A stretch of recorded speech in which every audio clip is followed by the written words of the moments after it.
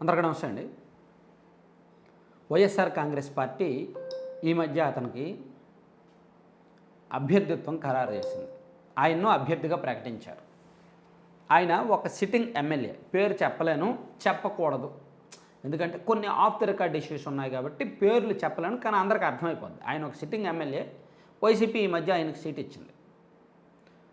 ఆయన పోటీకి అంత ఇంట్రెస్ట్గా లేరు. ఆయన ఒక వివాదాస్పద ఎమ్మెల్యే. పార్టీ మారారు. పార్టీ ఫిరాయింపుల్లో వన్ ఆఫ్ ద ఎమ్మెల్యే.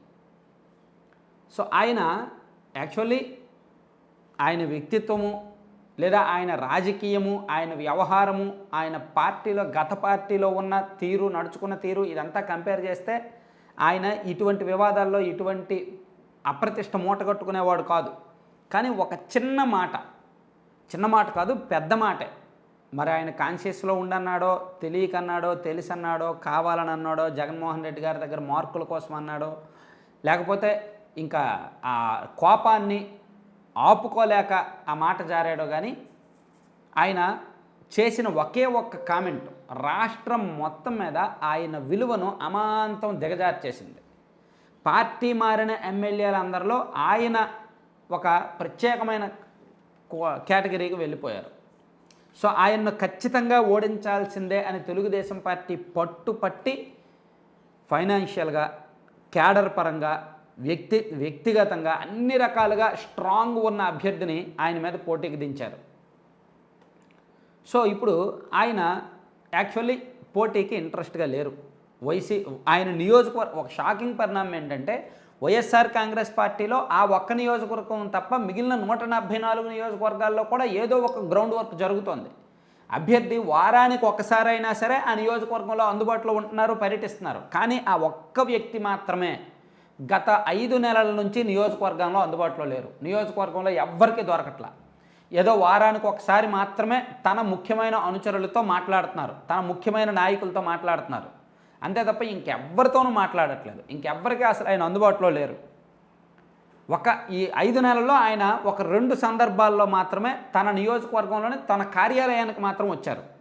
నియోజకవర్గానికి పూర్తిగా రాలేదని చెప్పను, కార్యాలయానికి వచ్చారు, నాయకులతో మాట్లాడారు, వెళ్ళిపోయారు మళ్ళీ.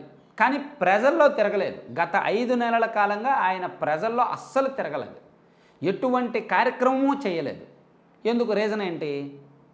ఒకటి, ఆయన ఇప్పుడున్న పరిస్థితికి ఆయనకే నచ్చట్లా.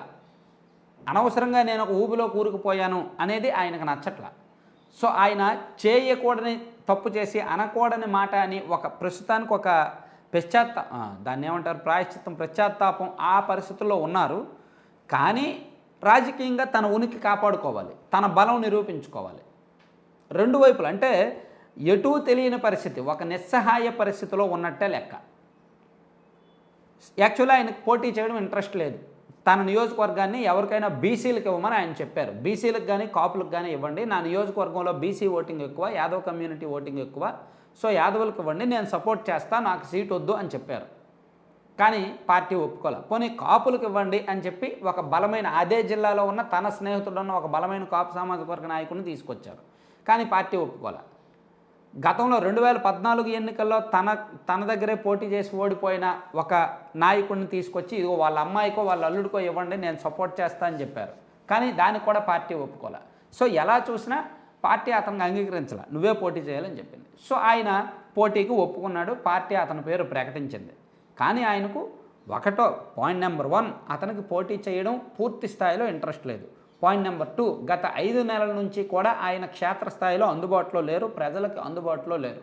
పాయింట్ నెంబర్ 3, అక్కడ ప్రత్యర్థి అంటే తెలుగుదేశం పార్టీ అభ్యర్థి విపరీతంగా జనంలోకి వెళ్తున్నారు. ప్రతిరోజు కూడా కేడర్తో మీటింగులు పెడుతున్నారు, పబ్లిక్లోకి వెళ్తున్నారు, ఖర్చు పెడుతున్నారు, మొత్తం అన్ని రకాలుగాను స్పీడ్గా అగ్రెసివ్గా దూసుకెళ్తున్నారు.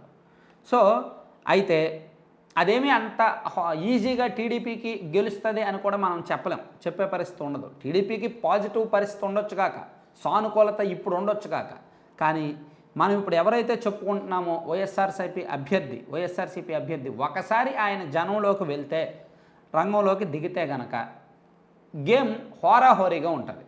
అంత ఏకపక్షంగా టీడీపీ వైపు ఉండదు, చాలా టఫెస్ట్ కాన్స్టిట్యుయెన్సీ అవుద్ది. అలాగే చాలా విపరీతంగా డబ్బులు ఖర్చు అవుతాయి. ఎందుకంటే ఈయన మనం ఇప్పుడు చెప్పుకున్న వైసీపీ అభ్యర్థి దగ్గర డబ్బులు బాగా ఎక్కువ ఉన్నాయి, అక్కడ టీడీపీ అభ్యర్థి దగ్గర ఉన్నాయి. అలాగే పెద్ద నియోజకవర్గం, చాలా పెద్ద ఈ చివరి నుంచి ఆ చివరి వరకు చాలా పెద్ద నియోజకవర్గం. సో ఈ తిరగడానికి కానీ, చేయడానికి కానీ, క్యాడర్ని మెయింటైన్ చేయడానికి కానీ, ఇతర ఖర్చులు కానీ చూసుకోవడానికి ఇద్దరు పోటాపోటీగా పడుతున్నారనమాట. సో అంటే ఇదంతా మనం ఎందుకు చెప్తున్నామంటే 174 నియోజకవర్గాల రాజకీయం వేరు, ఆ ఒక్క నియోజకవర్గ రాజకీయం వేరు. అక్కడ చూస్తేనేమో ఆ అభ్యర్థి 5 నెలలుగా తిరగట్లేదు. ఎందుకు తిరగట్లేదు అంటే తనకు పార్టీ ఇష్టం లేకుండా సీట్ ఇచ్చింది. పోనీ పార్టీ ఇష్టం లేకుండా సీట్ ఇచ్చింది కదా, ఆయనైనా పార్టీకి నాకు చెప్పుకోవాలి లేదా రంగంలోకి దిగాలి. ఈ రెండిట్లో ఏది చేయకుండా సైలెంట్గా ఉంటున్నారు. సో దీని అంతటికీ మనం కారణం అన్వేషించి డెప్త్గా వెళ్తే ఇది తెలిసింది. పార్టీకి ఆయనకి మధ్య స్టిల్ ఇప్పటికీ డిస్కషన్స్ జరుగుతున్నాయి. పోటీ చేయడం అస్సలు ఏమాత్రం ఇష్టం లేదు. ఒక రకంగా బలవంతంగా పోటీ చేస్తున్నారనే లెక్క. అయితే ఉనికి కాపాడుకోవాలి. ఇంకా ఆయనకు రాజకీయంగా చాలా భవిష్యత్తు ఉంది. ఒకసారి ఉనికి కోల్పోతే, తను కనుక ప్రజల్లో పట్టు కోల్పోతే తనకు ఇప్పుడున్న మిత్రులే శత్రువులు అవుతారు అనే సంగతి కూడా తనకు తెలుసు. సో అందుకే రాష్ట్రం మొత్తం ఆ నియోజకవర్గం మీద ఫోకస్ పెట్టింది. మనం కూడా ఎప్పటికప్పుడు అప్డేట్స్ ఏంటనేది చెప్పుకుందాం. Thank you.